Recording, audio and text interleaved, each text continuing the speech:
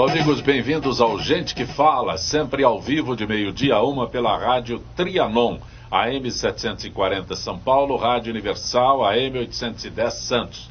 Estamos transmitindo direto do estúdio da rádio Trianon, através da nossa fanpage Facebook/programa Gente que Fala. Estamos também na AltV, www.altv.com.br e TV Guarulhos, canal 20 UHF, canal 3 da NET em Guarulhos, tanto AltV quanto TV Guarulhos, 11h30 da noite.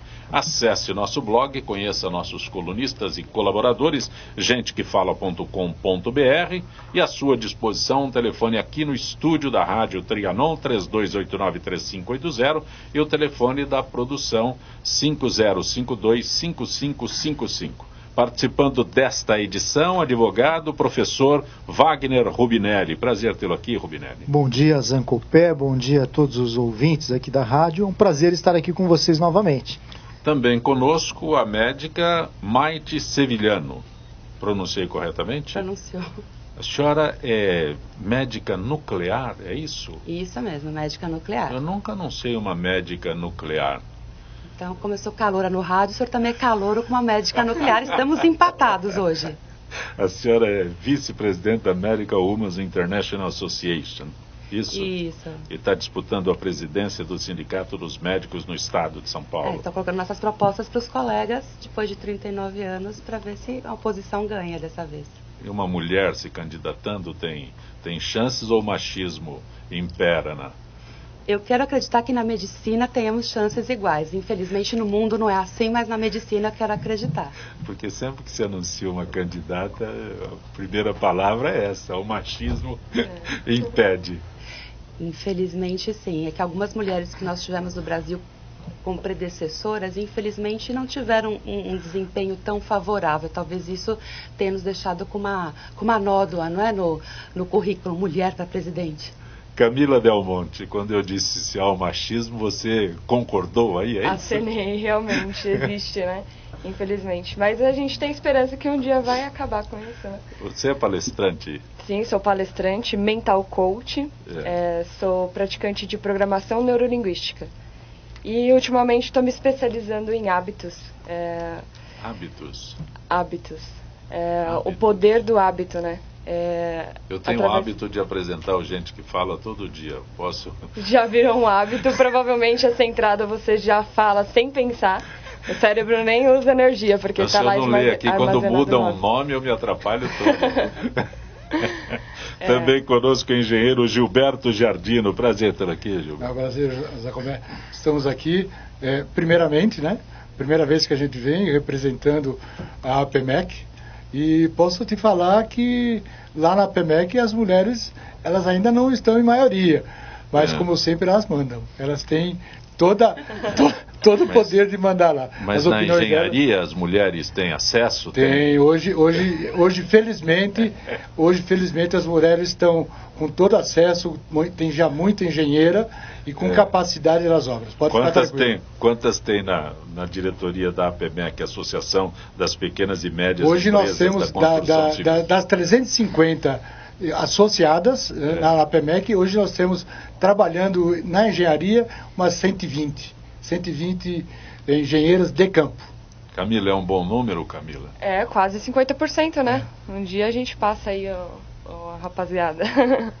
O Wagner, por que hoje todo esse... Não, eu tô achando... Essa abordagem que eu estou fazendo aqui. Eu estou achando interessante. Na advocacia também, as mulheres já estão dominando, né, ocupando, inclusive em outras áreas jurídicas, na magistratura, Ministério Público. Elas são muito competentes, mais dedicadas que os homens em muito que fazem, né? Então, eu acredito que logo essa área do direito vai ser predominantemente feminina, viu?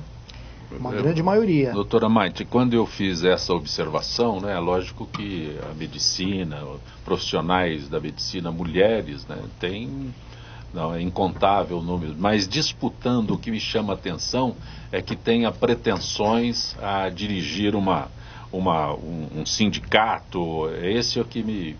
É por isso que eu chamei a atenção. Hoje a medicina, mais de 55% das formandas são mulheres. Só que se nós formos fazer um levantamento dos últimos 20, 30 anos de mulheres presidindo, com a pretensão de presidir uma entidade médica no porte de São Paulo, só tivemos uma no Conselho Regional de Medicina.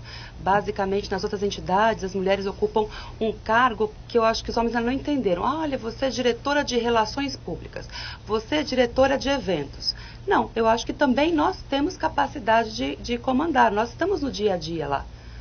O que levou a senhora a participar assim, tão entusiasticamente como está demandando? Eu não posso deixar passar esse assunto, que é muito interessante. Não, eu agradeço. O entusiasmo é porque eu sou brasileira, vivemos um momento de definições e de mudanças agora. E eu acredito que as pessoas, quando têm algo a falar, certo ou errado, elas devem se manifestar. Porque a maioria dos brasileiros se cala perante tudo que está acontecendo. Eu acho que eu tenho que contribuir, não sou só eu. Quando falamos do sindicato, são mais 28 diretores comigo. E eu tenho muito orgulho de dizer que um número significativo são de ex-alunos meus. Então, pelo menos, eu consegui trazê-los para um lado da política, na saúde, e muitos ex-professores também. Então, é uma chapa que agrega várias pessoas. E um ponto em comum seria uma pessoa... Foi um jovem de outrora, mas ainda não é na terceira idade. Então, eu me encaixo nesse... A senhora é da oposição, porque a chapa é Muda-Cimesp? O Cimesp, há 39 anos que não tem uma disputa de duas chapas. É chapa única há 39 anos. Sou de uma mulher, né, para ter uma oposição. E ele virou um sindicato que, apesar de termos uma base de 150 mil médicos em São Paulo, que corresponderiam ao Cimesp, nós temos menos de 5 mil sindicalizados associados. Então, a pergunta é, por que as pessoas se desinteressaram do sindicato? Porque virou um sindicato que provavelmente não responde aos anseios. É um sindicato partidário e apolítico. E a minha pretensão é ser um sindicato político, porque nós dependemos dos políticos e dos governantes, não é verdade, para melhorar todas as situações, não só do médico como da população, mas não ser partidário. Porque a partir do momento que eu sou partidária, eu incorro num grande problema. Tudo que o meu partido coloca, eu sou obrigada a seguir.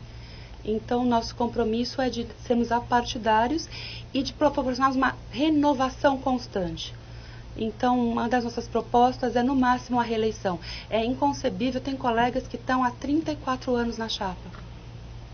E realmente, a gente agradece, a medicina agradece, né, todo o esforço feito, mas eu acho 34 anos. 34 as ideias novas têm que surgir, nem que seja para errar, mas as ideias tem novas... Tem geriatras para cuidar deles? Muitos estão procurando 34 anos já tá na nossa faixa por aí. Mas o ministro Herman Benjamin, do Tribunal Superior Eleitoral, concluiu o relatório final do processo de cassação da chapa Dilma Rousseff e Michel Temer e encaminhou ao presidente do tribunal, Gilmar Mendes. Caberá agora a ele, Gilmar Mendes, marcar a data de início do julgamento, quando Benjamin revelará o seu voto. A aposta dentro do TSE é que o relator votará pela cassação da chapa e se posicionará contra a separação das contas na campanha em 2014. Wagner Rubinelli, Maita Sevilhano, Camila Del Monte, Gilberto Giardino, é o assunto do momento. Bom, eu acho que essa discussão, Zancopé, ainda vai demorar um pouquinho no TSE. Acredito que deva durar aí mais uns 3 meses, talvez até 4. 3 meses? Ele termina o relatório ontem, ainda 3 meses, discutiu o quê? Então, mas veja você, vai agora para o plenário. Qualquer um deles pode pedir vista do processo para analisar. Pode inclusive pedir vista do parecer dele para estudar.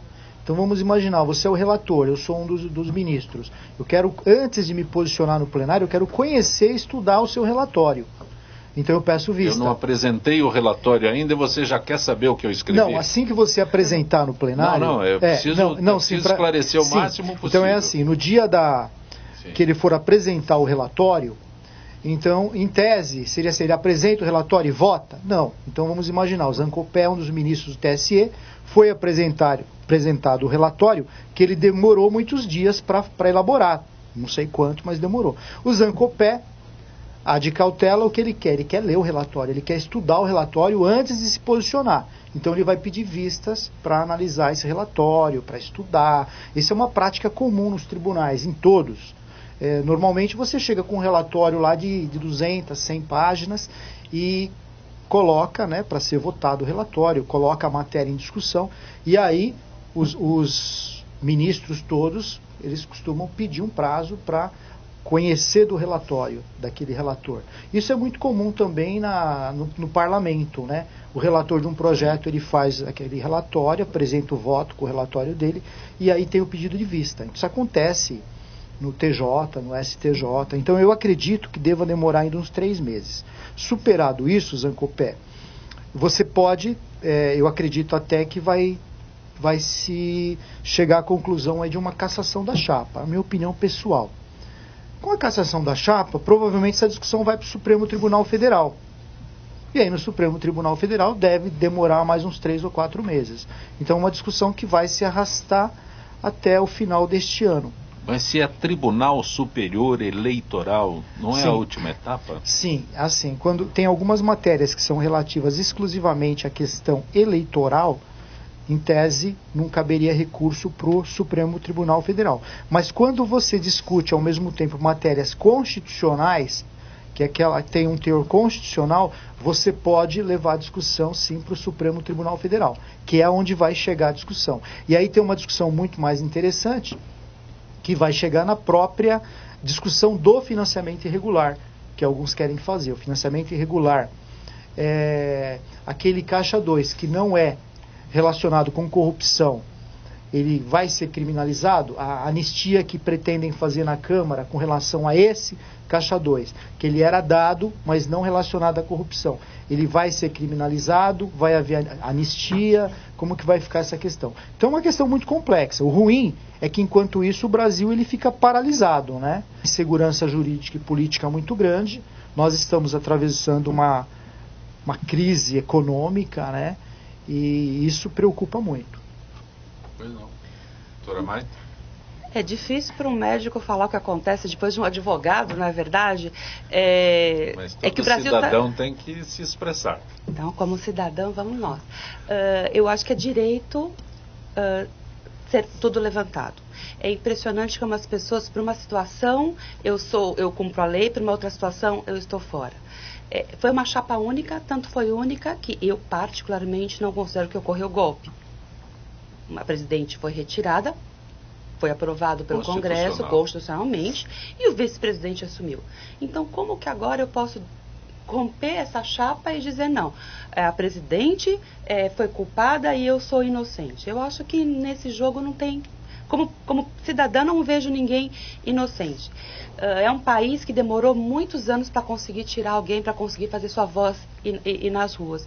Eu acho que devemos tentar, se for o caso, tirar quantas pessoas forem necessárias constitucionalmente, até que tenhamos uma democracia de fato no país. E não só esse arremedo, não é verdade, de distribuição de cargos, de favores, para conseguir se manter no poder. Eu gostaria que os políticos vissem e transitassem não só nos carros deles, mas fossem para os hospitais da periferia para ver a situação que é, como que realmente as pessoas estão, antes de eles ficarem nos gabinetes discutindo só isso e vendo quem fica com o cargo de quem. A gente tem em Tocantins hoje 1.100 crianças na fila para uma cirurgia pediátrica. Não tem hospital, não tem dinheiro, não tem médico. E nos últimos 5 anos, 10 mil leitos hospitalares foram retirados desse país. No mundo inteiro se considera interessante de 3 a 5 leitos cada 1.000, 2.000 pessoas. No Brasil tem 2,5. Uma população que tem dificuldades no acesso sanitário, dificuldades alimentares, não é? O sobrepeso vem porque a massa é mais barata. Então, puxa, vamos parar um pouquinho de só ficar pensando quem vai estar no poder? E o poder ele foi feito para quê? Ele foi feito, o cargo, para retornar para a população. E essa população realmente está precisando disso. Eu acho que deveria ter menos ego e um pouquinho mais de interesse pela população. Então, doutora, eu concordo com a senhora em tudo, né? Mas a população ela tem um momento de opinar e muitas vezes ela faz a escolha errada, né? Então, até tem alguns mecanismos aí para ajudar na escolha, né? Que é a possibilidade hoje de afastar os políticos que foram condenados, né? A lei ficha limpa, tudo isso. Mas tem pessoas que continuam insistindo em votar em candidatos que têm uma trajetória terrível, né? Então...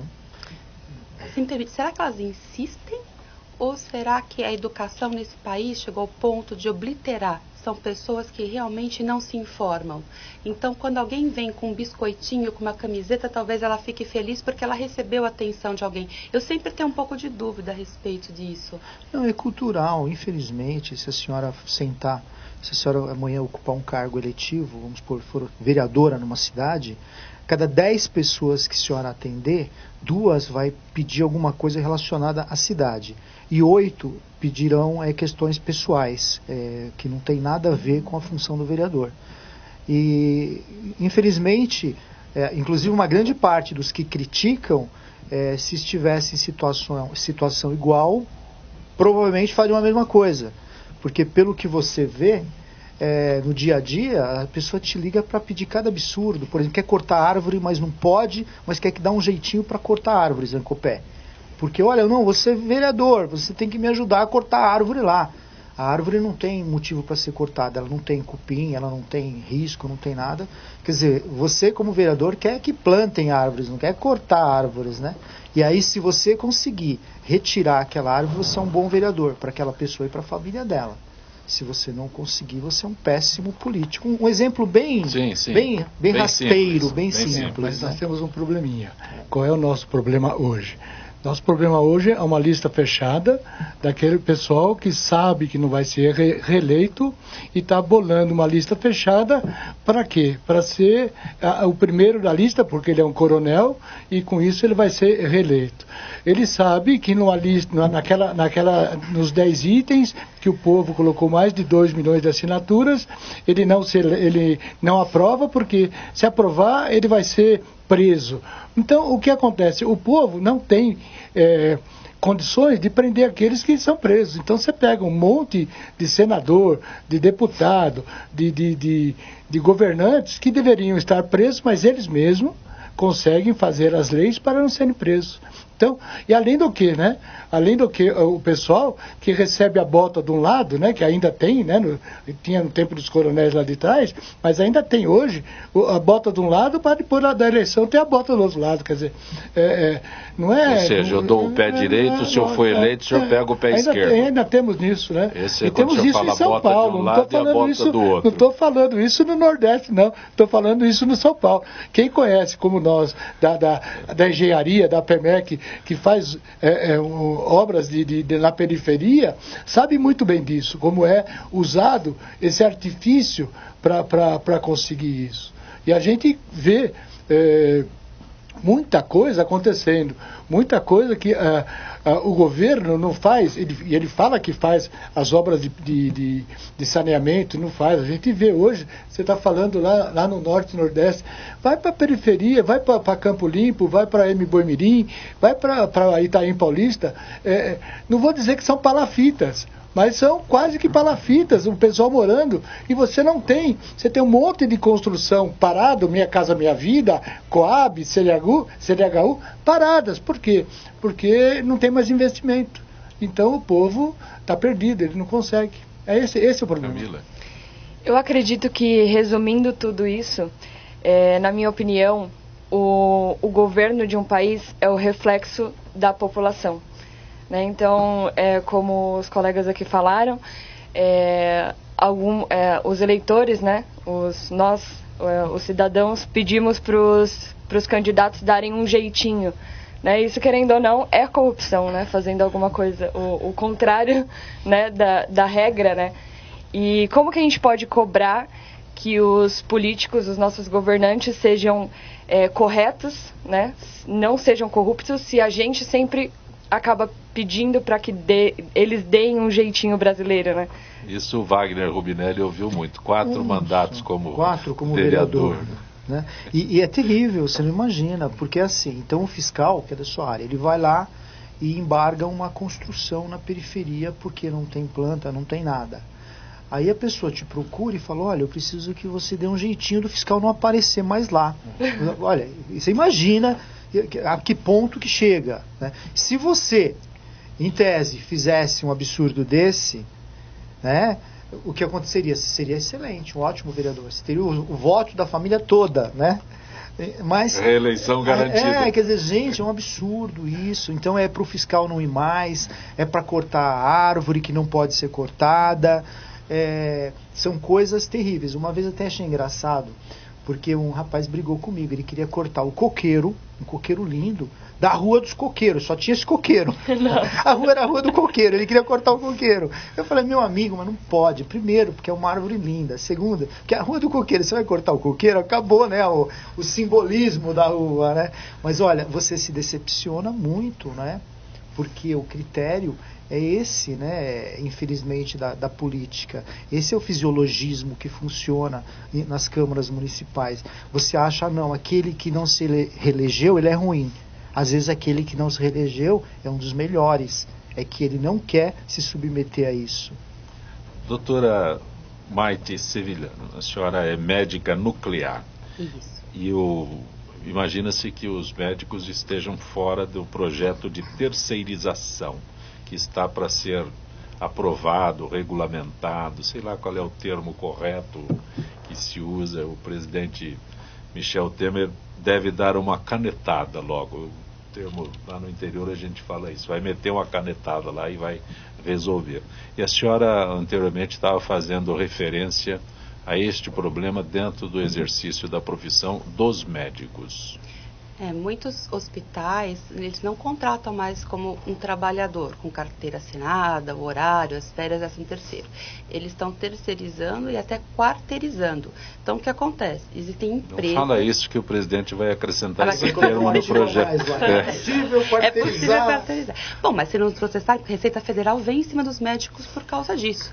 Sendo que é uma imposição de muitos gestores. Não vou dizer todos, mas é uma imposição de muitos gestores e já tem mais de década que isso vem ocorrendo.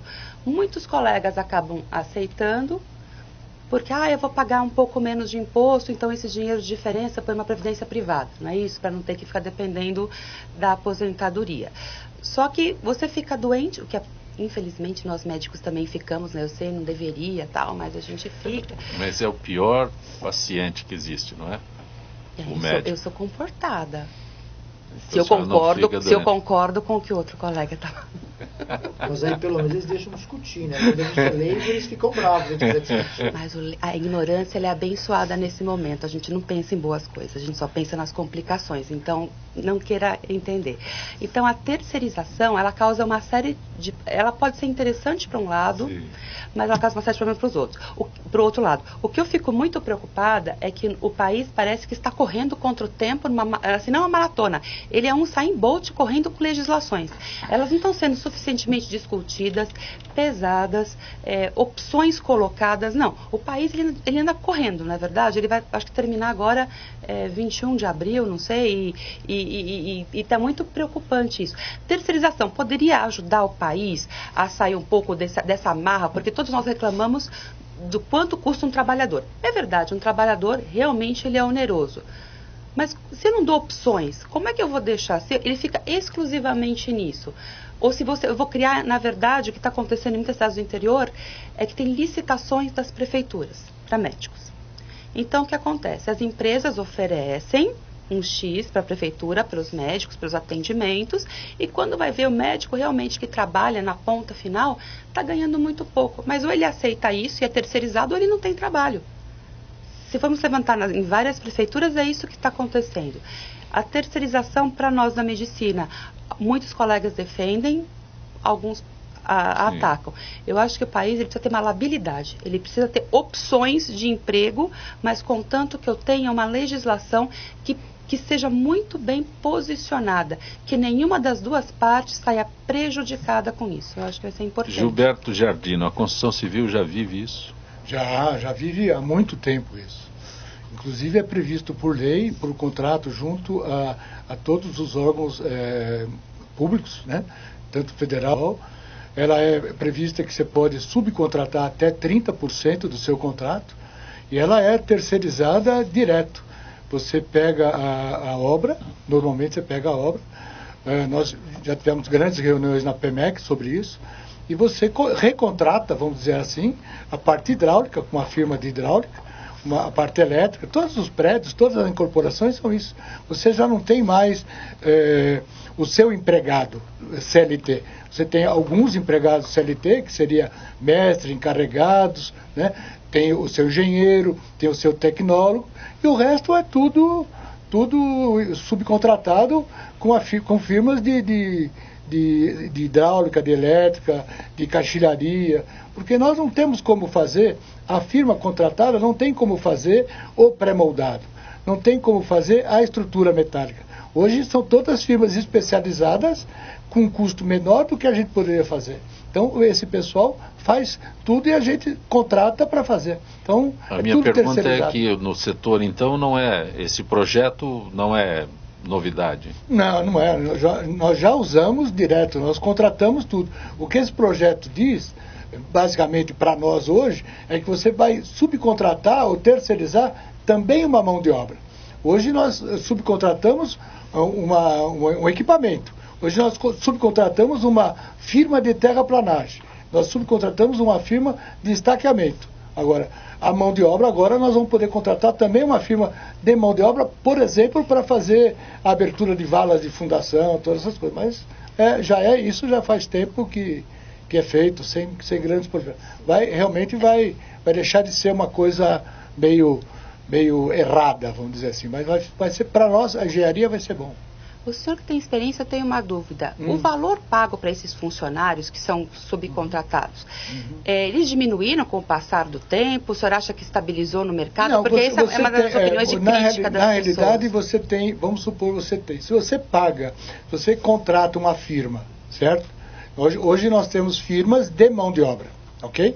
Então, se você contrata uma firma por R$1.000, certo? Ela não pode nunca contratar uma mão de obra de R$1.000. Ela vai ter a sua despesa, porque essa despesa ela também tem. Então ela vai ter a despesa de INPS, vai ter a despesa de fundo de garantia, vai ter a despesa de salário de salário habitação, se for o caso, que ele dorme na obra, vai ter a despesa de comida. Então o empregado dela, vamos supor, vai ser contratado por R$400, porque toda a despesa que você tem do governo, que eu teria, ela também vai ter. Porque tudo isso também é cobrado do subcontratado. Então as despesas do Estado também são cobradas dele. Tudo isso, a firma que contrata, ela é fiscalizada e fiscaliza também. Eu vou pedir a gentileza dos senhores para entrar em contato com a Gisele Souza, do setor de eventos da FIPESP. A FIPESP é a Associação dos Funcionários Públicos do Estado de São Paulo, para comentar um outro assunto ou divulgar um outro assunto. Gisele, boa tarde. Boa tarde, Zancopé, e boa tarde aos debatedores do Gente que Fala. Gisele, vamos voltar à proposta da reforma trabalhista. Quantas emendas foram apresentadas? Como o relator as recebeu? O relator do projeto, o deputado Rogério Marinho, do PSDB, prometeu apresentar seu parecer antes do feriado da Páscoa, nos dias 12 ou 13 de abril. Ele avalia que a votação da matéria na comissão especial será no início de maio, porém mostrou-se surpreso com o grande número de emendas, mas disse que continuará ouvindo a sociedade civil nas próximas audiências públicas e colhendo sugestões. Ele destacou também o grande interesse dos parlamentares no tema, já que todos os 13 pontos da reforma receberam emendas. Bom, são 840 emendas, né? É possível dizer quais os assuntos prevaleceram, Gisele? Os temas vão desde a questão da possibilidade de uma reforma sindical até aspectos processuais da própria Justiça do Trabalho, bem como o tema que é a espinha dorsal do projeto, que é a prevalência da negociação sobre os termos originais dos contratos entre trabalhadores e empregados. Na verdade, há uma enorme demanda reprimida em relação à questão trabalhista, então os parlamentares certamente estão aproveitando este momento para falar sobre os temas mais variados, sugere o relator. O que interessa aos trabalhadores, né? Perdas. A se evitar perdas, existe alguma emenda, Gisele? A deputada Jo Moraes, do PCdoB de Minas Gerais, apresentou 8 emendas com o objetivo de evitar perdas para os trabalhadores.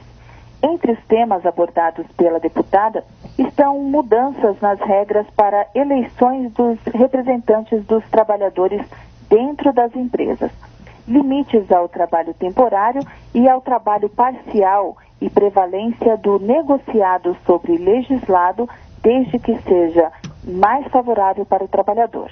Bom, nós estamos falando sobre reforma trabalhista, mas como está sendo encarado o desemprego em relação a essa reforma?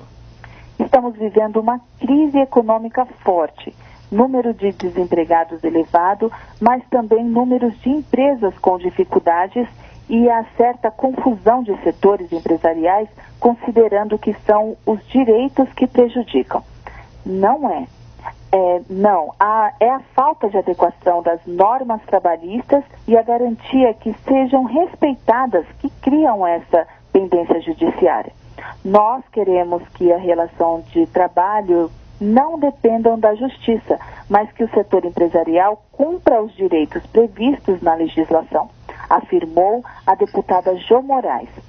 Qualquer pessoa pode apresentar sugestões ao relator da reforma trabalhista. O prazo para isso vai até o dia 30 de abril e basta cadastrar-se no portal edemocracia.câmara.leg.br. Gisele Souza, agradeço mais uma vez tua gentileza com o nosso Gente que Fala. Uma boa tarde. Boa tarde, Zancopé, e boa tarde aos ouvintes do Gente que Fala. Nossa parceria com a Associação dos Funcionários Públicos do Estado de São Paulo, trazendo informações não apenas aos funcionários públicos, mas ao ouvinte, ao público em geral. Estamos hoje com o advogado Dr. Wagner Rubinelli, ele também é professor universitário, a médica nuclear doutora Maite Seveliano, a palestrante Camila Del Monte, o engenheiro Gilberto Giardini. Eu interrompi quando se falava de terceirização. Camila, algo a acrescentar com terceirização? O Rubinelli? Pode falar, Camila. Hoje eu trabalho só como autônoma, né? Estou abrindo uma empresa agora, mas eu sempre trabalhei em uma empresa multinacional e terceirização sempre foi muito comum. Eu acredito que inclusive o cliente que eu atendia dentro dessa multinacional terceirizou o serviço para a gente. Eu acredito que existe uma perda de qualidade quando você terceiriza o serviço, porque, querendo ou não, a empresa que você está contratando não é você, né? Não veste a sua camisa. Então pode ser que você tenha perda sim na qualidade de serviço, na minha opinião. Empresas, por exemplo, no ramo de atendimento ao cliente, a maioria terceiriza serviço, contrata call centers, né? E eu percebo isso quando a gente, consumidores, quando a gente precisa de algum serviço de telefonia, por exemplo, a gente acaba sendo um pouco mal atendida, né? Até desrespeitados, mas isso acontece por quê? Porque o funcionário não é da empresa, né, em si. Ele não veste a camisa, ele é terceirizado, como você disse. Exatamente. Wagner. Essa é a minha opinião. Até o serviço do 190 da Polícia Militar foi terceirizado. E está muito ruim o serviço. Quando você liga, não são mais policiais que te atendem, é um serviço terceirizado. Horrível. Bom, Zancopé, para mim, esse projeto da terceirização, primeiro, é o que foi dito pela Camila. Inclusive a qualidade cai e a rotatividade é muito grande também da pessoa terceirizada. Isso é muito ruim. O salário, como foi muito bem colocado pelo Gilberto, também é menor, porque a empresa tem que ter lucro. Então, ou seja, quem sai bem com isso daí é a empresa. Porque ela joga algumas atribuições para a empresa terceirizada e tenta se eximir. Mas o mais preocupante, gente, com esse projeto de terceirização, que em si só, se for aprovado, é ruim. Mas não é tão ruim quanto se tiver a pegadinha. Qual é a pegadinha do projeto? A pegadinha é o seguinte: hoje, então a Volkswagen, ou a GM, ou qualquer um hospital, contrata uma empresa terceirizada e não paga os funcionários. O advogado trabalhista, ele pode processar a empresa terceirizada e a que contratou. Se nesse projeto tiver a pegadinha deles tirarem a empresa que contratou a terceirizada e possibilitar que seja processado só a terceirizada, terrível, porque a terceirizada, depois que ela está devendo, ela fecha as portas e ninguém mais paga ninguém. Então eu acho que temos que tomar muito cuidado se já não tem isso no projeto. Pegadinha. Se já não tem, porque o interesse é esse, é tirar a responsabilidade trabalhista da empresa e jogar só para a terceirizada, é isso que eles querem. E para mim, Zancopé, até comentei com o Zancopé já, esse projeto das terceirizadas e a reforma trabalhista tem um endereço, está aqui do outro lado da rua, é Fiesp. O Pato de Borracha estava defendendo todos esses interesses também. Estava defendendo o projeto das terceirizadas, estava defendendo a reforma trabalhista, que com certeza é para tirar direitos trabalhistas, que vão por conta da crise econômica dizer, não, mas isso daqui a gente vai tirar, mas vai gerar emprego. Isso vai ser bom para quem? Vai ser bom para o empregador. Então o Pato, aquele de Borracha que aparecia, ele é patrocinador da reforma trabalhista, desse projeto das empresas terceirizadas, e talvez também um pouquinho aí da reforma da Previdência, se formos analisar sobre outros ângulos. Mas me preocupa muito esses dois projetos, porque eles vão tirar direitos trabalhistas. Imagina você é um terceirizado numa empresa, prestando serviço dentro de uma multinacional, aquela empresa terceirizada não te paga, depois ela vem a falir, fechar, aí você não sequer pode processar a empresa que contratou a terceirizada. Essa seria a pegadinha. O Brasil tem que estar muito atento a isso. E reforma trabalhista. Não sou sindicalista, né? Mas uma reforma trabalhista para tirar direito, né, conquistado ao longo de décadas é muito ruim. Um governo provisório, porque a gente não sabe nem se vai permanecer por conta do julgamento do TSE, querer fazer mudanças dessa natureza, a rigor, eu acho que nós deveríamos convocar talvez uma nova eleição para o ano que vem, começar nova... Mas ano que vem vai ter eleição normalmente. Para presidente também, né? Para presidente, inclusive. Sim, isso, sim, então, sim. Então eu sei, porque agora se caçar essa chapa também, vai entrar geral, quem? Né? Vai entrar quem? Foi uma falha aqui. Vai entrar quem? Vai entrar o Jobim, que estavam dizendo, indiretamente, se caçar a chapa? Que é o Congresso. Essa chapa, o Congresso. O Congresso vai nomear quem lá, né? Fica complicado.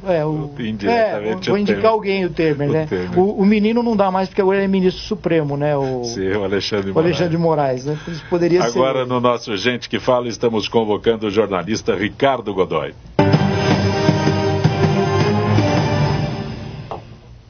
Olá, amigos do programa Gente que Fala Eventos, sejam bem-vindos para mais uma edição especial sobre água. Vamos ouvir a jornalista Vanessa Palazzi entrevistando a nutricionista Roseli Rossi. Minha querida Roseli Rossi, sugestões não faltam para melhorar as condições da nossa água, não jogar lixo nos rios e lagos, economizar água nas atividades cotidianas, banho, na escovação de dentes, lavagem de louças, reutilizar a água em diversas situações, respeitar as regiões de mananciais e divulgar ideias ecológicas para amigos, parentes e outras pessoas. Então perguntamos para você, querida Roseli, quais os cuidados que uma dona de casa deve tomar para usar a água com o máximo de correção, seja para cozinhar ou apenas para lavar a louça? Eu acho que, como já foi dito aqui, essa questão de lavar, cuidar da caixa d'água, né? Ter essa periodicidade para fazer essa limpeza da caixa d'água e essa vigilância nos canos, como foi dito aqui, é imprescindível. Uma vez que a gente tem a Sabesp, que cuida com todo esse aprimoramento, com essa tecnologia, para chegar uma água com qualidade, a gente tem que fazer a nossa parte. É que a gente sempre espera que o outro faça, né? E criticar é muito mais fácil. Então cabe a cada um de nós já ter esse tipo de controle. Segundo, é lógico, a gente ter um filtro de boa qualidade. Se eu estou falando com o bebezinho, estou cuidando, fazendo a hidratação do bebê, a mamadeira do bebê, aí eu vou ter um filtro com boa qualidade, porque ele tem uma outra necessidade. Se eu estou falando com pessoas idosas, pessoas doentes, também eu tenho um outro tipo de cuidado que eu tenho que ter na água que eu vou utilizar para essa pessoa beber. Então depende, cada caso é um caso, mas eu acho que cada um de nós tem que ter esse tipo de cuidado, pelo menos, né? Temos essa obrigação de compartilhar essa informação, cada qual com o seu segmento, para que a gente consiga, nem que gradativamente, mudar, né, aos poucos, a cabeça com o conhecimento das pessoas e fazer uma sociedade melhor. A água é vital, a água é vida, né? Tanto é que o ser nasce banhado nesse meio líquido, né? O bebezinho.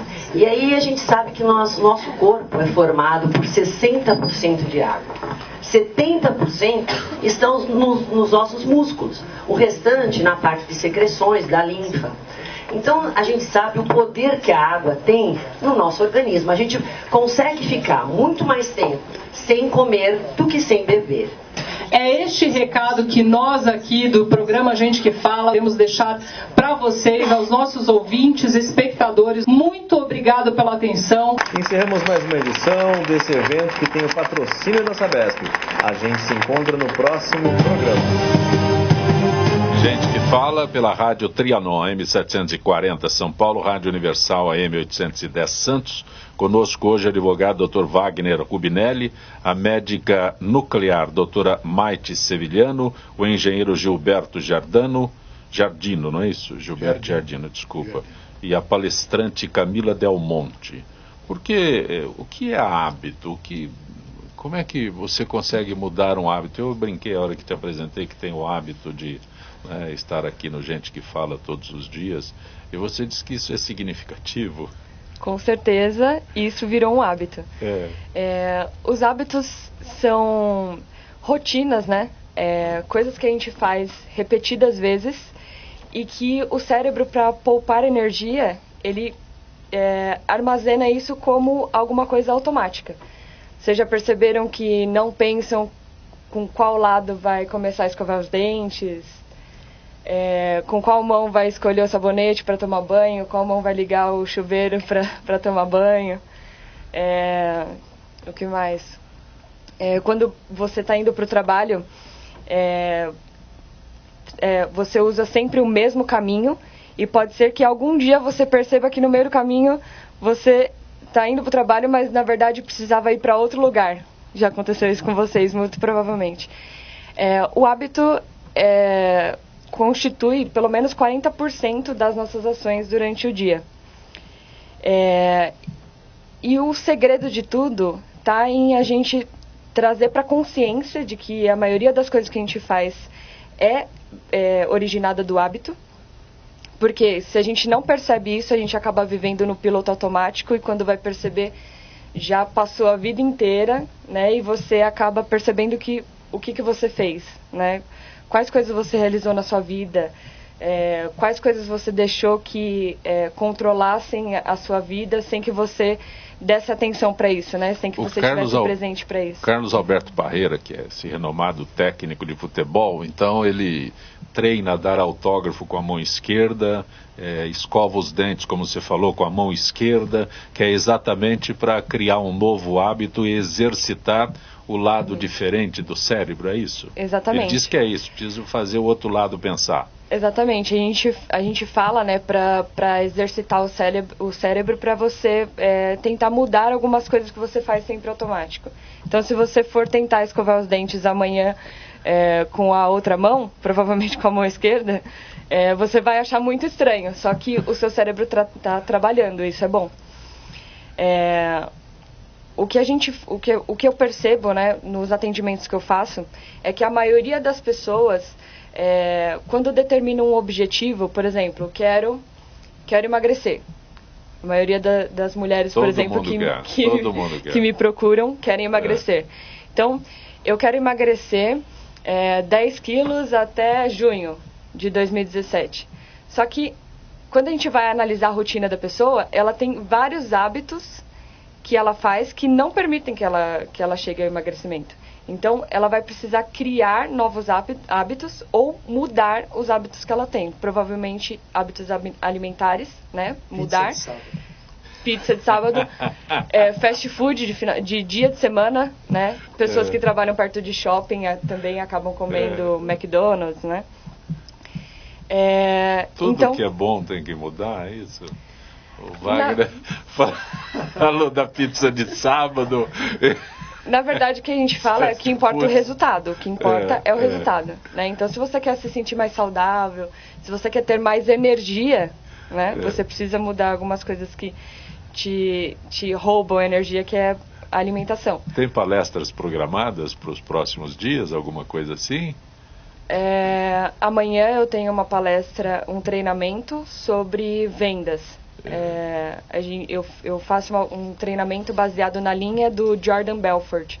E nada mais é que a modelagem dos hábitos de pessoas que vendem muito bem. Então, esse treinamento é baseado no Lobo de Wall Street, é o Jordan Belfort.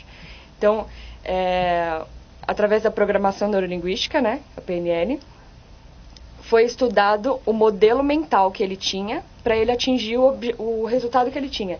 Então, grandes líderes, pessoas que conquistam coisas muito rápido, se você quer conquistar o que ela conquistou, você vai estudar essa pessoa.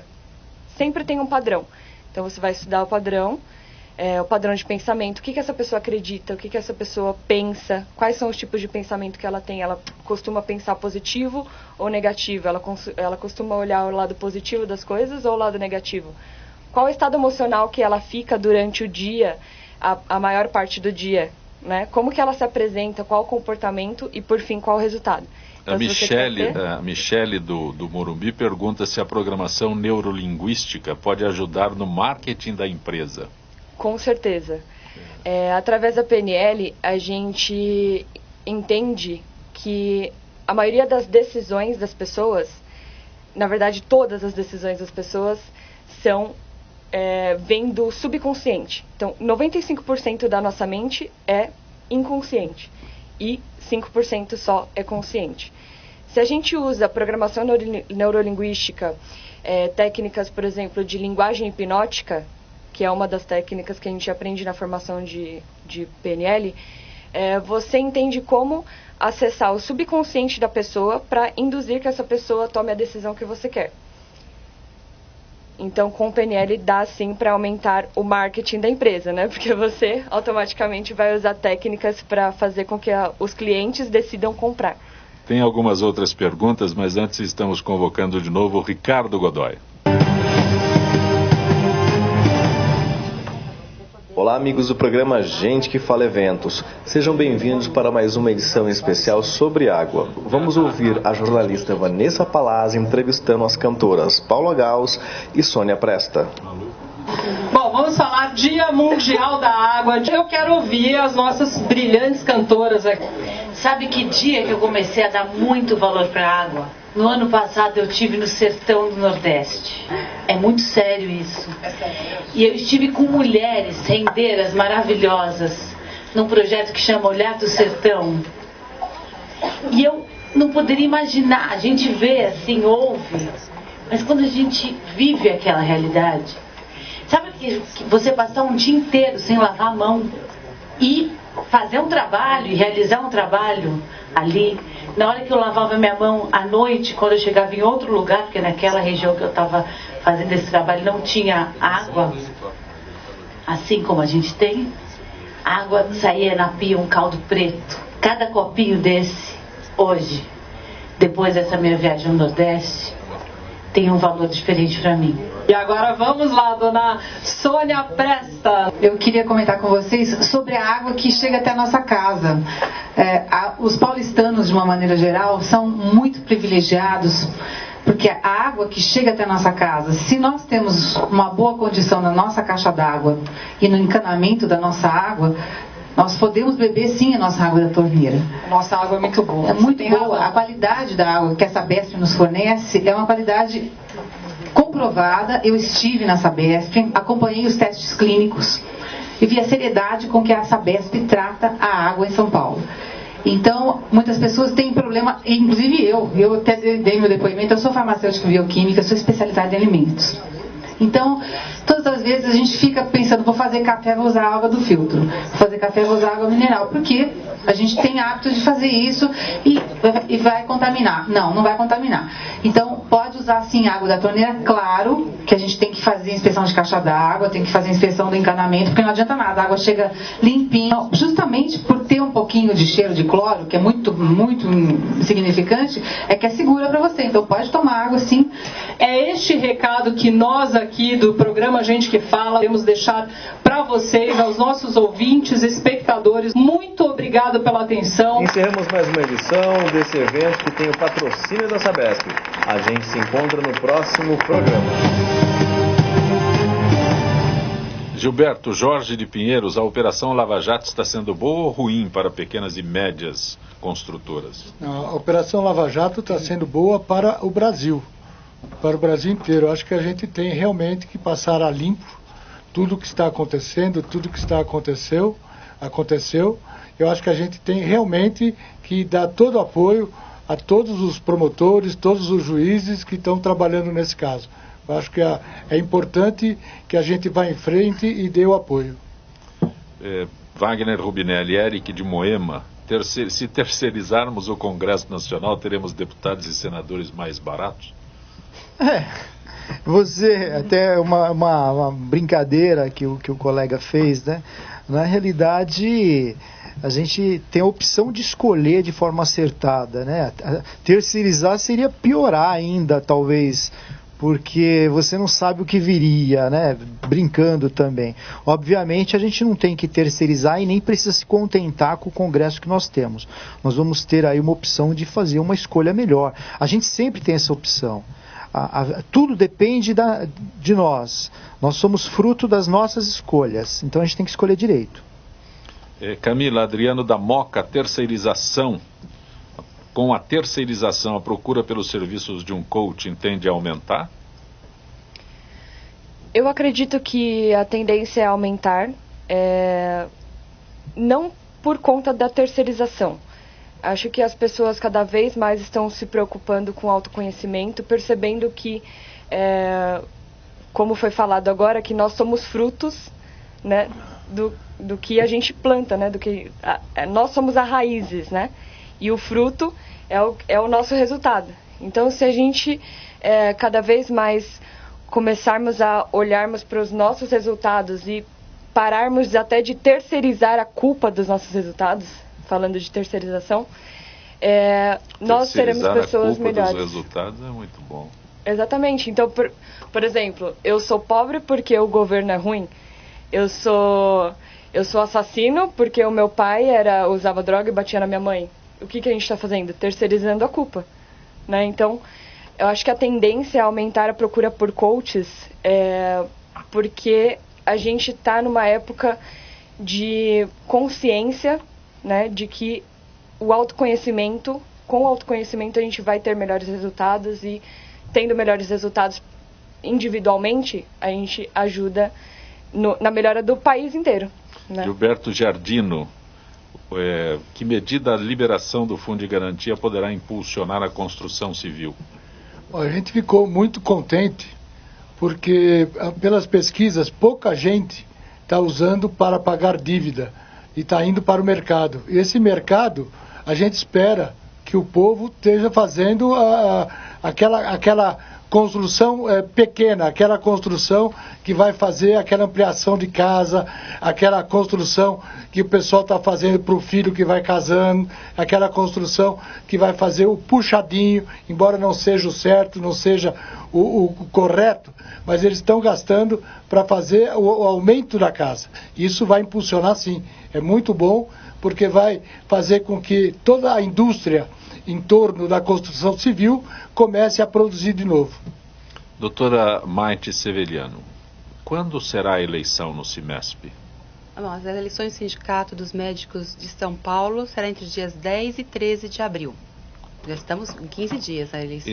Esse São Paulo, quando a senhora se refere, é São Paulo cidade, São Paulo estado? É São Paulo capital e algumas áreas do interior também, porque existem alguns sindicatos regionais, como tem ABC, Santos, Campinas, Taubaté, Sorocaba, e eles têm um sindicato, aquela região um sindicato próprio.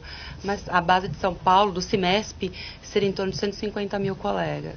E sindicalizados, quantos estão aptos a votar? Menos de 5 mil. Infelizmente, é alguma coisa que nos deixa muito tristes. Porque a gente sempre pensa, quando não tem uma chapa de oposição, talvez é porque esteja indo muito bem. Mas quando eu vejo o número de sindicalizados, então talvez é que eu não esteja indo tão bem quanto eu acreditava. A senhora acha que conseguiria sensibilizar os teus colegas para a sindicalização? A medicina tem sido massacrada e os médicos massacrados na última década, né? Basicamente, eu não tenho um esparadrapo, a culpa é do médico. O paciente morreu, a culpa é do médico. Eu acho que com o melhor controle e participando mais de políticas de saúde, eu acho que o médico está sendo muito usado em políticas na saúde e a gente precisa ser um artífice de políticas de saúde. Então, o sindicato, sim, ele tem esse potencial de começar a se organizar em políticas de saúde. Só dos impostos sindicais, o sindicato ganha anualmente em torno de 4 milhões de reais, mesmo com esse número pequeno de associados. A pergunta é, o que vem sendo feito com esses 4 milhões? Por que estamos constantemente agredidos pela população, pela mídia, e não temos um direito de resposta? Por que o sindicato não se propõe a fazer isso? Porque o sindicato insiste em pagar uma central única dos trabalhadores que não defende os médicos. Não estou dizendo contra centrais de trabalhadores, estou dizendo que tem centrais com diferentes plataformas. E a CUT, especificamente, ela bateu contra o projeto do ato médico. A medicina veio oficialmente em 1808 com Dom João VI e é incrível. Não temos ainda uma legislação que nos diz o que o médico pode fazer, o que é da competência exclusiva do médico. É uma bagunça a nossa legislação. Por que não pode nos apoiar nisso? Quando veio os mais médicos, o médico é xenófobo, o médico não gosta de estrangeiro. Não, o que eu gostaria é que tem 15 mil médicos se formando no estado de São Paulo ao ano. Nós estamos falando em 15 mil, com um número significante de desempregados. Por que eu tenho que chamar médicos de outros países sem ter uma revalidação do diploma? Veja bem, com revalidação não há problema algum, para trabalhar. O ministro abriu 1.500 vagas agora em janeiro para o Mais Médicos. 8 mil inscritos. Um desespero para se conseguir uma vaga. Então, o sindicato ele tem que, basicamente, lutar por isso, ele lutar pela qualidade do médico formado, por um bom atendimento à população, porque não adianta só ter um médico formado, se ele não atende bem a população, ele não tem condições. Eu acho que o sindicato pode atuar mais diretamente sobre isso. Eu agradeço, doutora Maite Sevilhano, por ter participado do nosso Gente que Fala, eleição de 10 a 13 de abril, é isso, exatamente. Aqui do CIMESP, Sindicato dos Médicos de São Paulo. Grato por ter vindo ao nosso Gente que Fala. Eu que agradeço, me sinto emocionada, a doutora Zancopé acompanhou muitas madrugadas minhas. Camila Del Monte tem um site, alguma forma de entrar em contato contigo, o endereço? O site não está totalmente pronto, mas vocês podem me encontrar no Facebook. O nome da página é Neurocoach Camila. É com K e 2 Ls. Esse Camila teu tem K e 2 Ls, né? K e 2 Ls. Lá no interior a gente fala que é um K e 2 Ls. 2 Ls. Obrigado por ter vindo. Muito obrigada, foi uma honra. Gilberto Giardini, grato por ter vindo ao nosso Gente que Fala. Obrigado. Então, sempre aqui.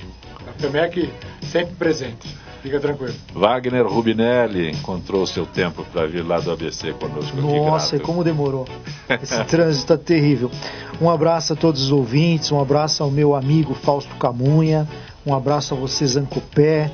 É sempre muito bom estar aqui com vocês. Muito obrigado. Gente que Fala tem a direção geral do jornalista Fausto Camunha, a diretora de produção Zenilda Salvato, redação Pedro Esquiavon, produção cultural Ricardo Godoy. Na Rádio Trianon, Benebene, Cléo Rodrigues, Neildo Neres, Ricardo Valim e Sérgio Souza. Na direção da TV Guarulhos, Fernando Mauro, na direção da UTV Alberto Luquete, na técnica James Eduardo, Paulo Afonso e Iago Matsumoto. Estaremos de volta amanhã, meio-dia. Gratos, até lá.